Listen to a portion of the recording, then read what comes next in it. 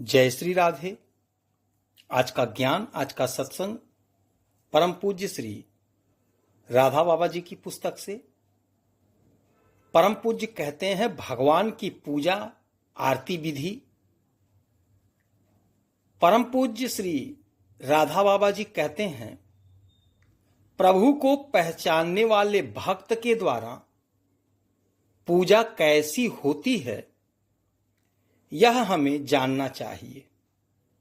संत एकनाथ के जीवन की एक घटना है जिससे हमें बहुत कुछ सीख मिलती है, अर्थात जिससे हमें बहुत कुछ सीख सकते हैं। उस समय भारतवर्ष में रेल नहीं थी।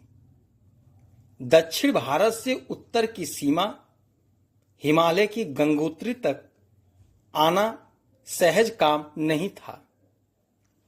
हृदय में प्रभु की झांकी करते हुए संत एकनाथ गंगोत्री आए। वहां के पुनीत जल को कांवर में भरकर ले चले। काशी होते हुए रामेश्वरम की ओर जाने लगे। वहां जाकर उस जल से वे प्रभु की पूजा करना चाहते थे। धीरे धीरे रामेश्वर निकट आने लगा, अत्यंत समीप आ गया। ग्रीष्म ऋतु थी। एक दिन दोपहरी की जलती धूप में एकनाथ ने रेतीले मैदान में एक गधे को पड़े छटपटाते देखा। वे उसके निकट चले गए। देखा प्यास से उस असहाय पशु की बुरी दशा हो रही है। नाथ को अनुभव हुआ, मेरी पूजा स्वीकार करने के लिए प्रभु यहीं पधार गए हैं। अविलंब उन्होंने कांवर उतारी और गंगोत्री का वह पुनीत जल गधे के मुख में डालना प्रारंभ कर दिया। ठंडा जल पीने से उस मरणासन प्राणी में नवीन प्राणों का संचार हो आया। गधा उठ खड़ा हुआ तथा सुखपूर्वक एक और चला गया। एकनाथ की पूजा संपन्न हो गई। वे उल्लास से भर रहे थे, किंतु उनके अन्य साथी दुख कर रहे थे कि हाय, इतने परिश्रम से लाया हुआ गंगोत्री का जल व्यर्थ चला गया। रामेश्वर जाकर इससे प्रभु की पूजा नहीं हो सकी। इस जीवन में पुनः गंगोत्री से जल लाकर पूजा हो सकेगी, यह तो संभव नहीं। उनकी भावना देखकर एकनाथ हंसे। हंसकर बोले, भाइयों, शरीर को पर्दा हटाकर देखो, फिर दिखेगा कि एकमात्र प्रभु ही सर्वत्र परिपूर्ण है। मेरी पूजा तो रामेश्वर के मंदिर में विराजित स्वयं प्रभु ने यहीं से स्वीकार कर ली। अब कहीं हम भी संत एकनाथ की तरह विश्व के कण कण में विराजित प्रभु को पहचान सकते तो हमारी पूजा भी सर्वांगीण पूजा बन जाती।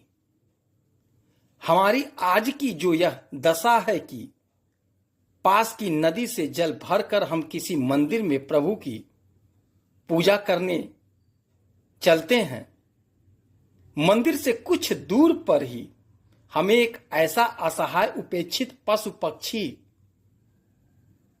नहीं मनुष्य मिलता है जिसके अंतिम श्वास आ रहे हों। हमारी दृष्टि से उस पर पड़ जाती है, किंतु हम उस ओर से दृष्टि हटा लेते हैं।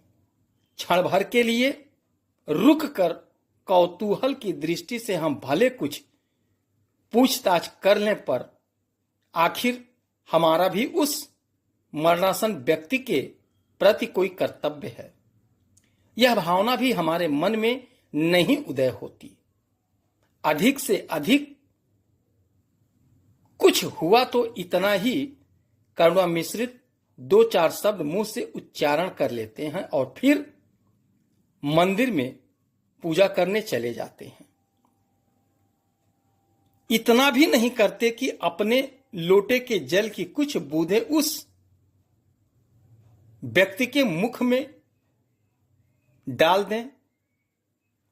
हमारी ऐसी दशा प्रभु को पहचानने का कदापि नहीं होती। फिर तो हमें भी यह दिखता कि मंदिर के देवता हमारी पूजा ग्रहण करने के लिए यहां इस रूप में प्रकट हो गए हैं, तथा उस समय केवल जल ही नहीं, हमारे पास जो कुछ भी साधन प्राप्त है, हमारे द्वारा जो कुछ भी होना संभव है, उन सबका पूर्ण उपयोग करते हुए पूरी तत्परता से हम उस रूप में विराजित प्रभु की पूजा में ही जुट पड़ते। अर्थात उन सबका पूर्ण उपयोग करते हुए पूरी तत्परता से हम उस रूप में विराजित प्रभु की पूजा में ही जुट पड़ते। कभी कभी हम ऐसा सोचते हैं कि क्या करें, विश्वरूप भगवान की पूजा के उपयुक्त साधन ही हमारे पास नहीं है। साधन के अभाववश ही हम पूजा नहीं कर पाते। पर ऐसी धारणा हमारे मन का भ्रम ही है। यह बात बिल्कुल नहीं है कि जो साधन हमारे पास नहीं हो वे हो जाएं तभी प्रभु की पूजा होगी। असल में तो हमारे अंदर पूजा की सच्ची चाह होनी चाहिए। चाह होने पर हम अपने द्वारा होने वाले प्रत्येक कर्म से, प्रत्येक चेष्टा से उनकी पूजा कर सकते हैं। जीवन निर्वाह के लिए आखिर कोई ना कोई कार्य तो हम करते ही हैं। हम दुकानदार हैं। चावल, दाल, नमक, मसाला, घी, चीनी, बर्तन, कपड़ा, गहना, हीरा, मोती आदि में से किसी वस्तु की हमारी दुकान है। दुकान पर हम प्रतिदिन 10 घंटे नियम से बैठते हैं। अब सोचकर देखें, ग्राहक के रूप में हमारी दुकान पर कौन आता है? प्रभु ही तो आते हैं। फिर प्रभु को उस रूप में देखकर, पहचान कर, सम्मान पूर्वक, उचित मूल्य लेकर उनकी सेवा की दृष्टि से यदि हम उन्हें ईमानदारी के साथ अच्छी वस्तु दे देते हैं तो यह माल बेचना तो हमारी पूजा हो जाएगी। किंतु हमारी वृत्ति तो यह होती है कि ग्राहक से अधिक मूल्य लेकर बदले में घटिया माल उसके हाथ में खपा दें। हम नमूने में कुछ दिखाते हैं और देते समय देते कुछ दूसरा ही है। इस प्रकार अपने ही इष्ट देव की हम बेइज्जती करते हैं।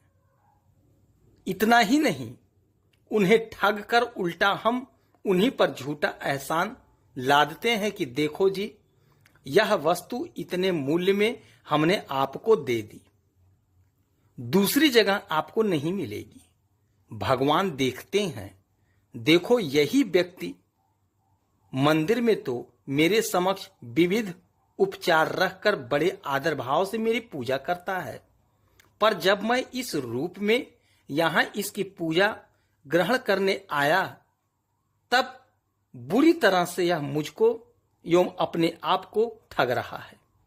कभी कभी हम ऐसा सोचते हैं कि क्या करें, विश्वरूप भगवान की पूजा के उपर्युक्त साधन ही हमारे पास नहीं है।